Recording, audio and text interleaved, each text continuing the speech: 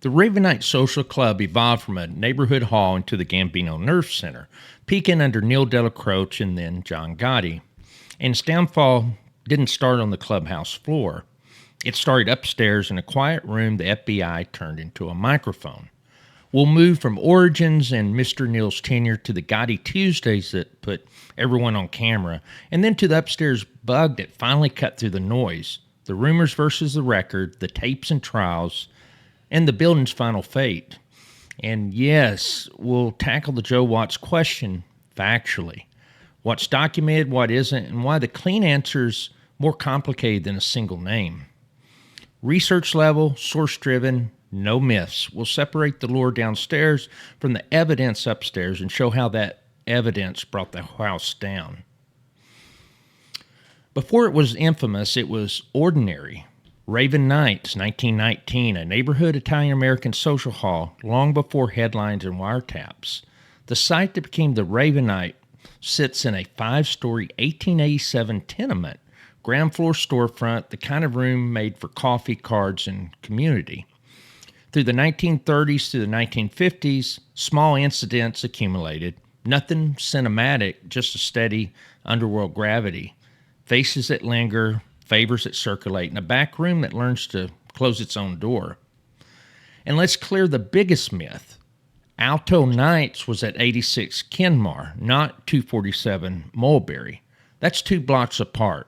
Different sign on the door, different history. The Ravenite didn't inherit a Poe poem. It inherited its own Raven Knights lineage. When the name Ravenite sticks mid-century, it's a construction of the old name, not a literary flourish. The poetry here is practical. Shorten the sign, keep the circle. As Lower Manhattan hardens, proximity to power reshapes the room. Anastasia orbit first, then his lieutenants, Tony Rava, and ultimately Neil Dellacroce, who give the club its stern center of gravity. As leadership shifts mid-century, Carlo Gambino's stewardship formalizes Mulberry Street's importance. By the early 1960s, day-to-day presence belonged to Neil Dellacroce, and the room's purpose is no longer just social. The geography, simple, a narrow front for coffee and faces, a quieter back room for conversations, tiles that outlive reputations, and a room that listens more than it talks. Location really does matter. Little Italy made it neutral enough for visitors, familiar enough for loyalties, a crossroads where etiquette did as much work as muscle. And this brings us to the man who turned a neighborhood hall into a nerve center, Neil Dellacroce, his house, his rules, and the handshake that made Mulberry Street matter. Mr. Neil actually lives here, 232 Mulberry, and works across the street. The Ravenite isn't just a clubhouse, it's his Manhattan post. 2 doors, 1 center of gravity. It's unassuming, frosted glass for privacy, rosette tile that's seen 3 decades of shoes, a back room for conversations that prefer the curtain closed. Old world etiquette frames new world business. A few icons on the wall register for arrivals. You check your voice at the door and your ego at the curb. Neil doesn't need volume. He has presence. The look alone does most of the work. Decisions land and temperatures drop, and this is where sit-downs end with handshakes, not headlines. Protocol is actually very simple. Arrive clean, speak plain, leave problems lighter than you brought them. If it needs more time, it gets a second cup, not a second audience. After Carmine Galante's taken out in Brooklyn, Bruno Indelicato shows at the Ravenite. The scene's brief, handshakes, congratulations, a quiet confirmation that the move set within bounds. The camera catches what the papers will later understand. The message isn't shouted, it's signaled. Mulberry became a neutral dial tone. You show your face, you read the room, and you leave a line. Through the 1960s and 1970s, the rhythm holds. Steady traffic, familiar chairs, measured decisions. The front door's the theater, the back room's the resolution. It isn't just geography, it's reliability. Crews from across the boroughs know that if Mr. Neil's in, the conversation will be short, decision clear, and the street quiet afterwards. A Queen's captain starts making regular stops, and that's John Gotti, taking cues and earning trust. In this room, the mentor and the protege finds the same wavelength. Under Mr. Neal, the Ravenite becomes institutional, and then after Mr. Neal, it becomes the boss's office, and that's where the spotlight burns the hottest. December 1985, Neil Dellacroce is gone. He passes away from cancer. Within weeks, Paul Castellano and Tommy Bellotti are taken out, and you have the young Queen's captain stepping forward, John Gotti. And Little Italy now becomes a center of gravity. Gotti moves the court to the Ravenite, and this isn't a neighborhood hangar spot anymore. It's the boss's office. Larger than his Queen's spot, it's central to Manhattan and easy for captains from every borough to reach. Gotti never abandons the Bergen Hunt and Fish Club. He'll keep court there on Saturdays, which is a nod to his roots, while Peter Gotti keeps everything going during the week. But strategy lives on Mulberry, where the room can fit the rank and the message travels fast. By early 1988, John Gotti makes it formal. Every Tuesday, the parade repeats. Some weeks it's routine, some weeks consequential. Either way, the sidewalk learns every face. The noise downstairs smothers microphones, but the quiet that matters lives elsewhere. When the boss needs privacy, the back door and the staircase do the real work. That staircase becomes the hinge of the story, where theater ends and evidence begins. The FBI will stop trying to hear the show and start listening to the rehearsal. Downstairs is theater, upstairs is where the real conversations happen. 4 walls, a low ceiling, and a door that turns the city off. Mikey Cirelli. He was an old-school soldier in Neil Dellacroce's crew. He keeps a small apartment above the Ravenite. He's a quiet, loyal, with caretaker energy. Mikey passes away in 1988, and his widow, Nettie, she stays. She lives there. The room remains exactly what Neil Dellacroce trusted it to be, discreet. Agents start to learn the rhythm. The boss leaves the noisy floor, holds whispers in the hallway, and sometimes climbs to Nettie's. If you can't beat the static downstairs, follow the silence upstairs. When Nettie travels for the holiday, a black bag crew moves. Federal warrant in hand, they work in darkness. A high-grade microphone nested in a light fixture. A hallway mic is insurance, and then they vanish the way they came.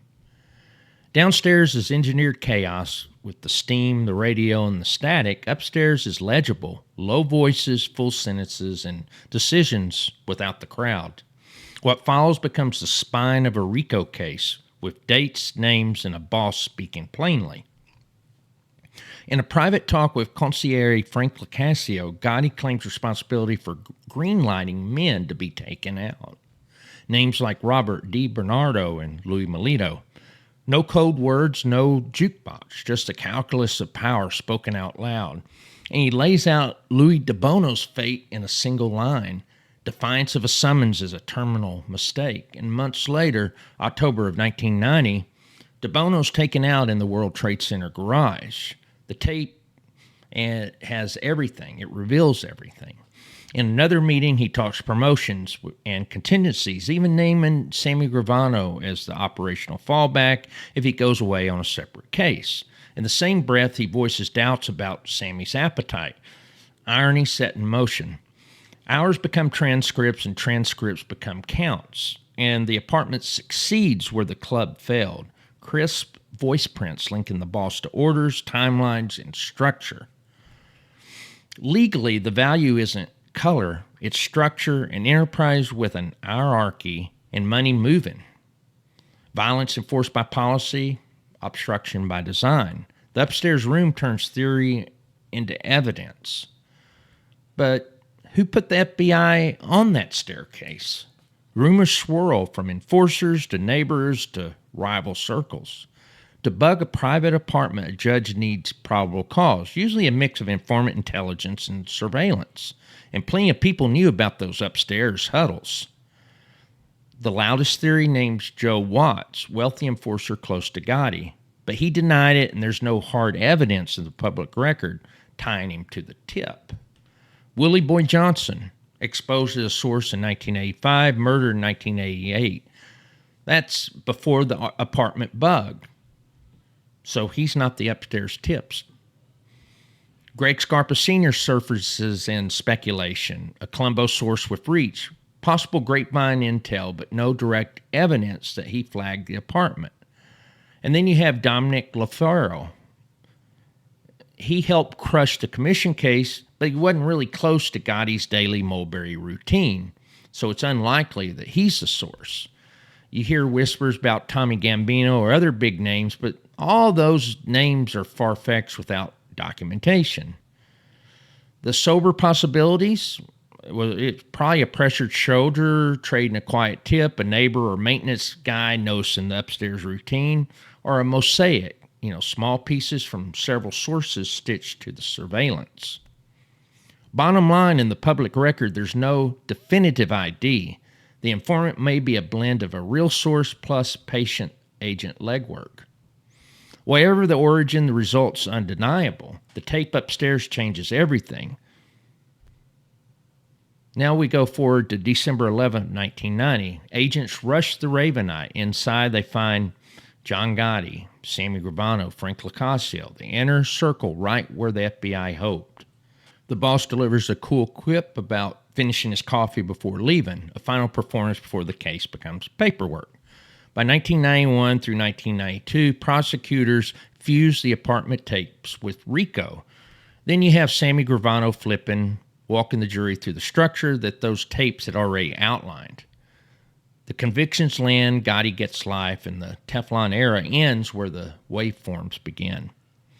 The room goes dark in 1993. A judge orders forfeiture in 1997. And in 1999, the government auctions off 247 Mulberry. So the Clubhouse becomes just a commodity. Today, the storefront sells fashion, not favors. But one detail survives the eras. It's the black and white rosette tile underfoot, the last witness to what the room once was. The legal case ends the club, but the legacy outlives the men and redraws how bosses meet, speak, and hide. First, you have the bridge. The Ravenite turned Little Italy into a working headquarters that linked crews across boroughs. It codified respect rituals. You had FaceTime, words of greetings, tribute cadence, and hosted the kind of quiet diplomacy that kept disputes sob before they became headlines. Second, you just have this cautionary tale. You have a pageantry, the Tuesday crowds, predictable arrivals, and it gave the FBI patterns, and the apartment gave him the proof. Downstairs, like I said, was theater. Upstairs was evidence, and that distinction ended an era. And third, we had the end of the era. After the Ravenite Social Club culture dims, bosses stop holding office hours. Meetings shrunk to cars, walks, and burner calls. The tiled floor becomes a relic and a warning. The lesson's structural. Power loves ceremony, but ceremony leaves footprints. And the Ravenite wrote both halves of that story. The Ravenite started as a neighborhood hall and ended as the stage where modern law enforcement outlasted old traditions. The tapes upstairs, not the noise downstairs, brought the curtain down. As for who the feds used to find out about what was upstairs, like I said, we get a lot of names floated, including Joe Watts, but we have no hard proof. The truth may be a quiet source plus careful surveillance. And if new documents ever surface, we'll revisit it. Thanks for walking down Mulberry with me. Please do me a favor and hit the like button. If you're not a subscriber, please hit the subscribe button as well. I look forward to your comments below, and also don't forget to visit my website, Real Mob Stories, for more deep dives into the world of organized crime that you won't find anywhere else. Until next time, take care, stay safe, and God bless you always.